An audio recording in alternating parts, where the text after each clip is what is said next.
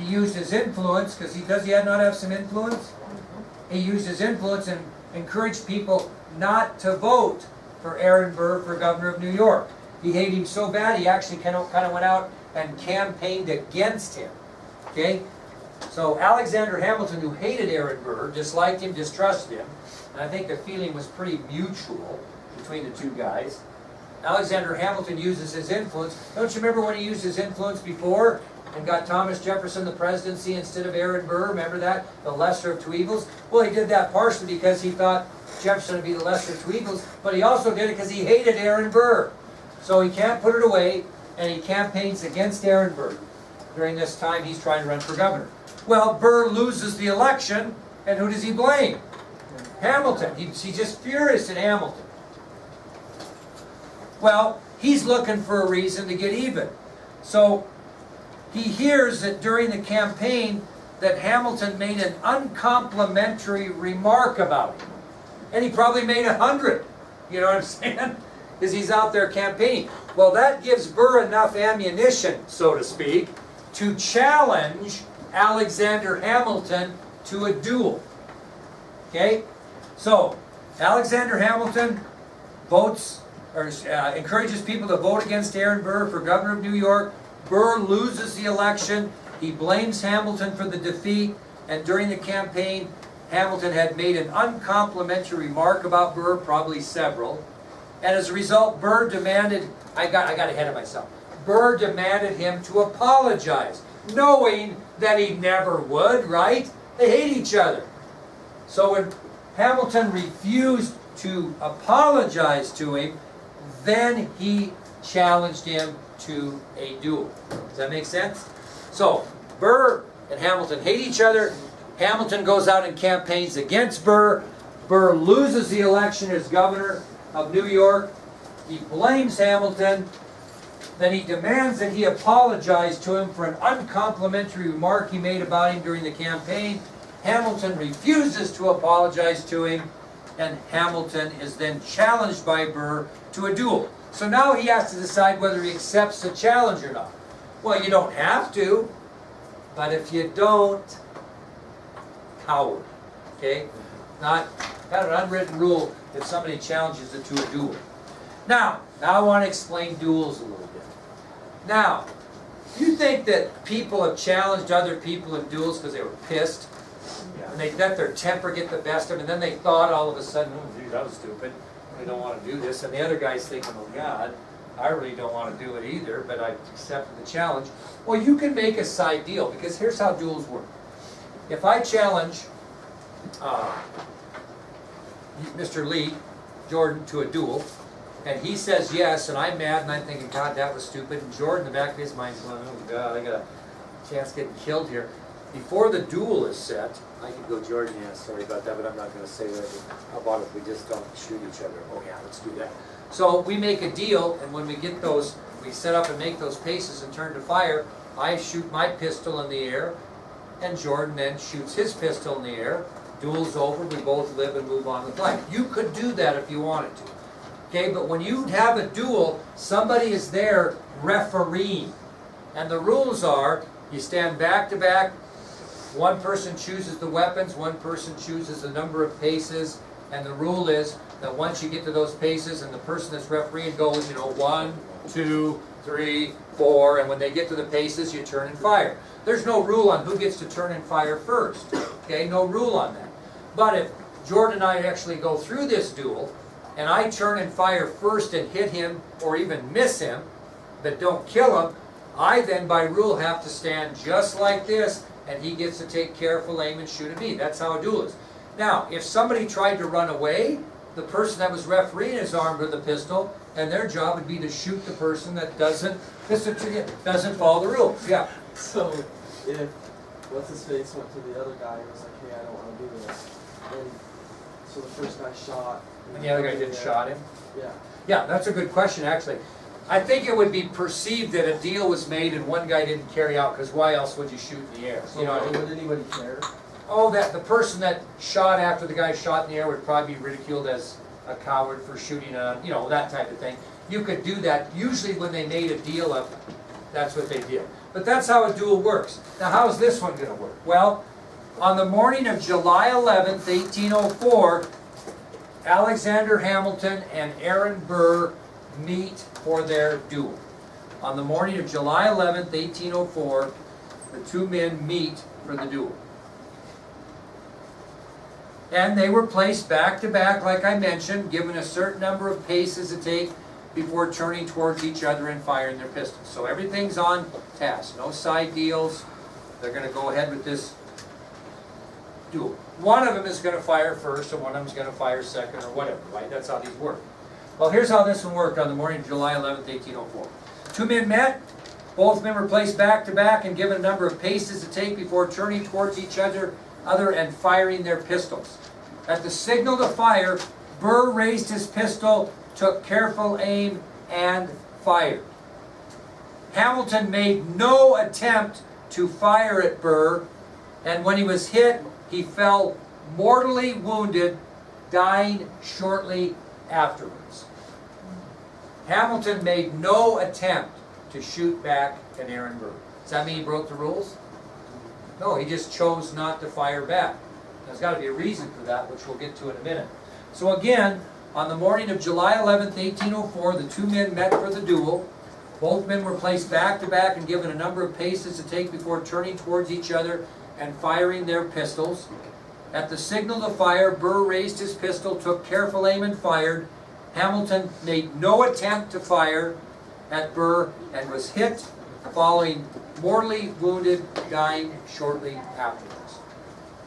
Picture that in your mind. He made no attempt to fire at all.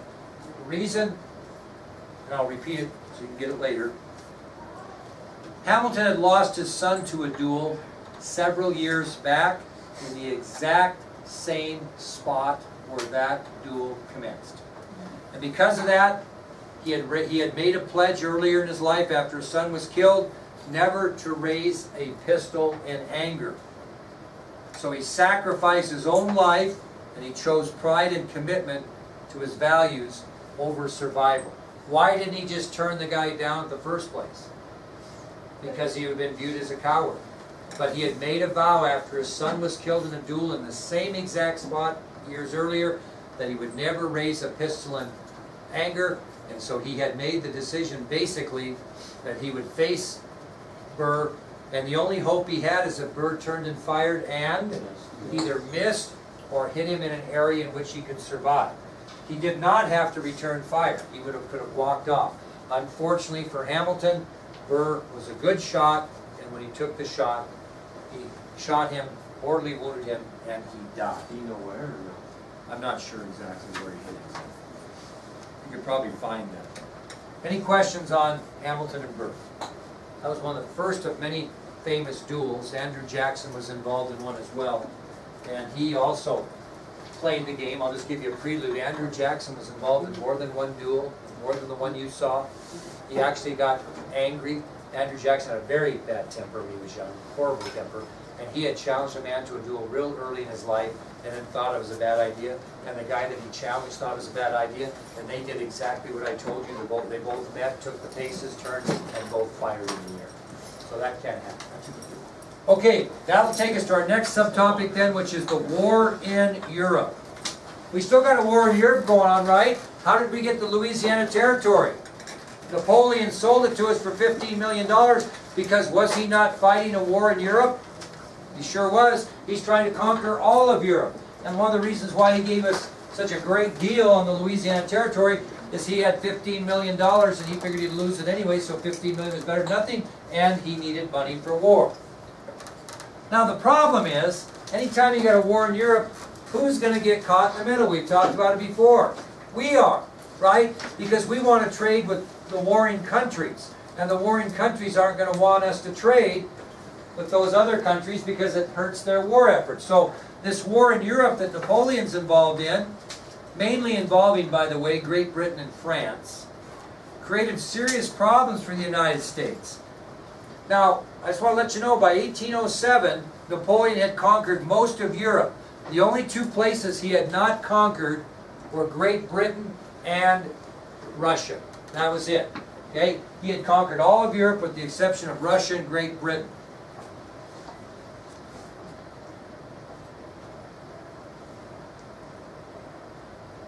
Now, the French had a strong army. Great Britain had a strong navy. And the United States looked at this conflict between Great Britain and France as a great opportunity to make good profit with the two countries, right? Because they're warring with each other. Okay? So we're going to do well here. You can make a lot of money during war. Well, Great Britain's got the good navy, so who's controlling the seas? Great Britain. Okay? They're controlling the seas. And they're going to make sure that all these goods that we send to France aren't going to get there. Because if our goods get to France, does that strengthen France's chances to win? Absolutely. So the British start seizing American ships and impressing American sailors. What does that mean again? In our war. They're not impressing them like, hey, you really impressed me on that. No, they're seizing American ships and they're taking American sailors and making them serve in the British Navy. Okay, they're starting to do that. Well, that causes a lot of friction between the United States and Great Britain. On top of that, Great Britain passes a series of laws known as the Orders in Council, which is on your ID sheet. Now picture this. Think about if this was you. In 1807, Great Britain passes a series of laws known as the Orders in Council. These laws, now Britain passes a law. Are we our own country now? Yeah. If Britain passes a law, that would mean that the people of Great Britain have to follow that law, right? Well, these Orders in Council forbid any American ship from entering any port under the control of France. Britain thinks that they can pass a law that we're going to follow. And the reason they think they can do that is because they control the seas. And they do control the seas. So, in 1807, Great Britain passes a series of laws known as the Orders in Council. These laws forbid any American ship from entering any foreign port under the control of France. Now, what do you think France does when they hear about the Orders in Council? They pass their own law, it doesn't have a name really, that says that we cannot take any supplies into any British ports. Well, what are they violating? The long-standing principle of, look on your ID sheet, freedom of the seas. You can't do that. It's just like if you go fishing in a river. As long as you stay in the river, you can go across anybody's land you want to. They can't say you can't fish here, as long as you're in the river. Because you have that freedom to fish the river belongs to nobody, right? The river bottom belongs to God and anybody that wants to fish it. So if you ever go fishing, as long as you don't get up on the bank, nobody can come up to you and say, hey, you're trespassing, you can't fish here. No, I can fish here because I'm in the river. Well, that's freedom, okay? Freedom of the seas was the same way. Nobody had the right to attack or make laws that said you couldn't trade with anybody.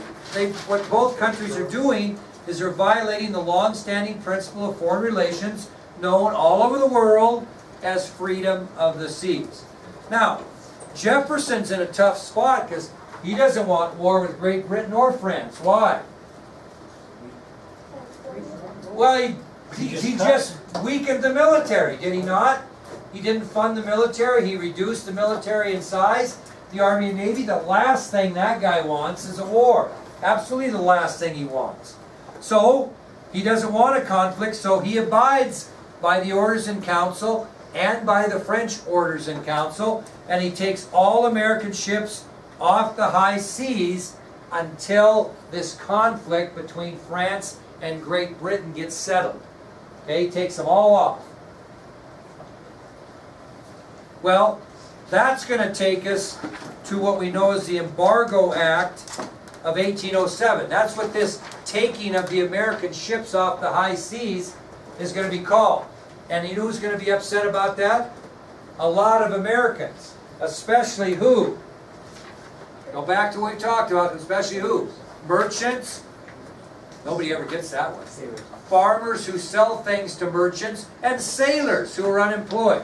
We'll talk about that tomorrow. We'll talk about Jefferson's Embargo Act of 1807, as we are kowtowing to both the British and the French concerning freedom of the sea. It sounds like a bunch of towers. Yes. So he can't have it.